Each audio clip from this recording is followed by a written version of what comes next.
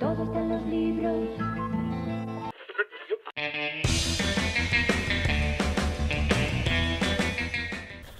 Hola y bienvenidos a Todo está en los cómics. En esta ocasión os voy a hablar de un cómic un poquito menos conocido de lo que normalmente os suelo hablar. Y es de esta versión del Quijote de Cervantes, editada publicada por la editorial Naranco en el año 72, creo que fue originalmente. Me está informando en TVOsfera, porque para mí este TVO es un gran desconocido, pero no porque no me lo haya leído, porque me lo he leído 20 veces, sino por su proceso creativo. Era un misterio para mí este TVO, y parte de lo que me ha movido a hacer este vídeo es eso, el saber cómo se llevó a cabo esta obra, que es uno de los primeros cómics que a mí me hizo querer de verdad el medio. Porque es una adaptación de la obra de Cervantes en 6 volúmenes como este. Este es el segundo. Pues os voy a mostrar mejor el primero para que veáis, por ejemplo, el famoso inicio del Quijote, cómo está reflejado en estas páginas. Y así ya directamente apreciáis una de las características que más llaman la atención, que está dibujada sobre fotografías. Si os fijáis en cualquiera de sus páginas, los fondos son fotografías y encima están dibujadas las figuras. Bueno, dibujadas y seguramente pintadas con acrílico. Seguramente lo harían mediante acetatos, lo superpondrían. No tengo ni idea del proceso creativo, es lo que deduzco. Porque obviamente hoy se haría con cualquier programa informático, con Photoshop o con Illustrator, se superpondría una capa sobre la foto y sería mucho más rápido. En aquel entonces seguramente lo harían con acetatos. Y como os he dicho, para mí era un misterio cómo se llevó a cabo este proyecto en 6 volúmenes, que a mí me encanta. Entonces yo tenía curiosidad por saber quiénes lo habían creado. Yo creo que este TVO es algo un poco generacional, que muchos tendréis por casa porque vuestros padres lo compraron o vuestros abuelos. En mi casa había uno que había comprado, creo que mi abuelo, en casa de mi abuelo había otro. Se compraron varios. El que había en mi casa lo tiene mi hermano en su casa actualmente, y yo me compré este de segunda mano en todo colección. Lo encontré por muy buen precio y me lo compré porque quería tener esta obra yo también. Porque es una obra a la que vuelvo muchas veces, y ya no solo para leerlo, que me lo he leído, como os he dicho ya, varias veces, desde pequeño, sino que para mí esto era un juguete. Mi relación con este TVO era la relación con un juguete, pero lo usaba como diorama, de fondo para jugar con los muñecos. Pues hacía como un escenario con estas fotos. Luego me volvían muy loco la versión de los molinos de viento de estos autores. Toda la obra. Yo soy un friki de Cervantes. Tengo un problema con todo lo que tiene que ver con Cervantes porque me interesa mucho. Me gusta muchísimo la literatura barroca, y Cervantes en concreto pues me gusta mucho. Y de hecho por eso estoy trabajando en el cómic en el que estoy trabajando ahora mismo. Pero es que yo creo que el origen de por qué me gusta tanto Cervantes y este periodo de tiempo está en este TVO. Como os he dicho, era un misterio quién lo había creado, pero a mí me llamaba mucho la atención el dibujo, que me recordaba mucho, por ejemplo, a Uderzo. Uderzo es uno de mis dibujantes favoritos. Yo estoy convencido de que estos autores bebían de Uderzo, porque si veis, por ejemplo, la portada de La Vuelta a la Galia, el álbum de Gorcina y Uderzo, de Asterix, son los mismos caballos. O sea, estos autores estaban bebiendo directamente de Uderzo. ¿Quiénes son estos autores desconocidos?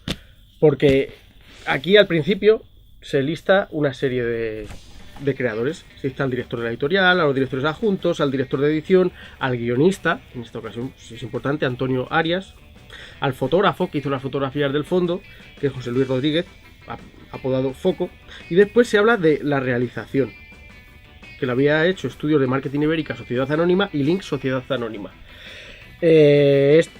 A mí esto me indigna. Yo como dibujante, que muchos encargos no los puedes firmar y sabes que son para empresas y tú no puedes, tu nombre no va ahí, es como si tú no hubieras creado nada, va a nombre de la empresa que como entidad crea la obra. Pues a mí esto me cabrea mucho, porque siempre que hay un trabajo medianamente creativo, o incluso aunque sea de mera reproducción mecánica, pues está a la mano del autor. Es lo que os digo siempre, de que los tebeos siempre tienen un autor. Sean el tebeo más mainstream de Spider-Man o de la Patrulla X, o un manga como Naruto, que ha leído, que tiene una producción casi en serie, o sea una novela gráfica sobre la guerra civil. Cualquier tebeo tiene autor. Tiene alguien que ha escrito eso, y esa misma persona u otra lo ha dibujado, o lo ha coloreado, o lo ha entintado. Y a mí de pequeño no, porque no me enteraba, pero ahora de adulto, cuando me he hecho con él otra vez y lo he releído, pues me cabreaba no saber quiénes eran estos autores. Y en Tebeosfera, que es una web de referencia para buscar información sobre el cómic, me he enterado de que los autores, los dibujantes de este cómic son Juan Sarompas y Antonio Albarracín. Y quería hacer una pequeña justicia con ellos, porque a mí me influyeron y me han influido muchísimo en mi vida como dibujante y como aficionado a los tebeos. Y me parecía una cerdada no saber quiénes son estos autores y estos artistas que crearon una obra tan impresionante que a mí me encanta. Es que, fijaos, que a mí me impresiona mucho cómo utilizan la noche americana para integrar ves fotografías que están claramente hechas de día, pero le meten un filtro encima y parece que es medio de noche y cuela. Bueno, el que sepa de retoque fotográfico sabe dónde está la trampa, pero bueno, más o menos cuela. Luego tiene una imaginación muy desatada cuando se ven gigantes, cuando se ven magos. Esta imagen, por ejemplo. Luego después las fotografías se fueron por toda España a hacer fotografías, porque tienes imágenes de un montón de pueblos medievales y tal, que todavía conservan edificios más o menos de la época del Quijote.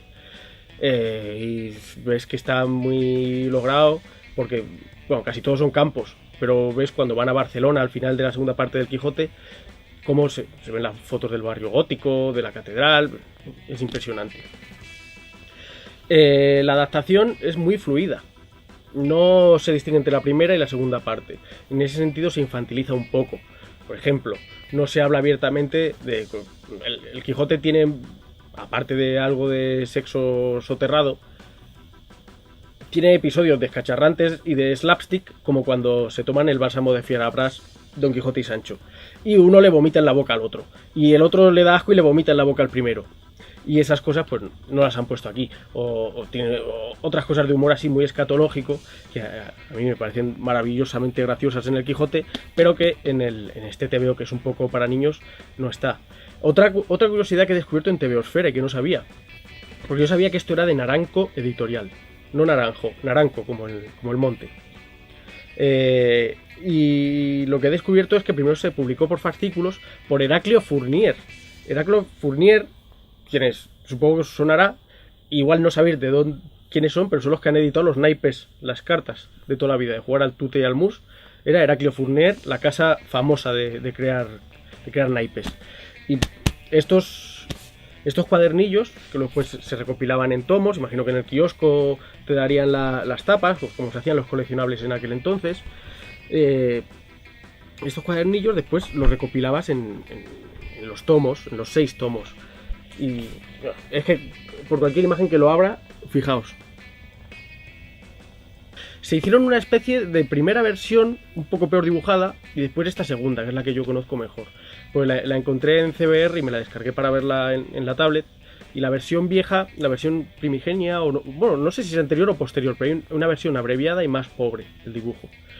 Sí que está muy influido esa versión, sobre todo por los dibujos animados, la serie de dibujos de Sancho Quijote, que todo el mundo conoce, que creo que era de Cruz Delgado, el estudio de animación que lo hizo, que es una serie que todo el mundo, pues, todos la conocemos. Yo no había nacido y estaba lejos de nacer cuando se puso por televisión española, pero todos conocemos la canción y todos conocemos la serie.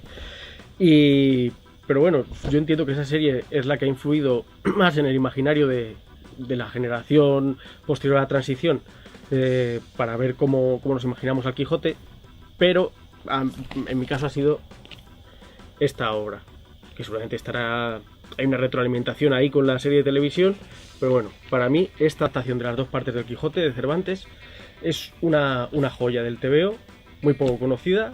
Espero que alguno de vosotros la haya descubierto gracias a este vídeo, y los que no, los que ya la conocíais, bueno, pues que la recuperéis y que le deis una oportunidad a los que podáis, y si no, pues buscad información, que ya os digo que es una maravilla. Y si no, leos El Quijote de Cervantes, que es el mejor libro que se ha escrito nunca. Y hasta aquí el vídeo de hoy. Espero que os haya gustado, suscribíos, dadle un like.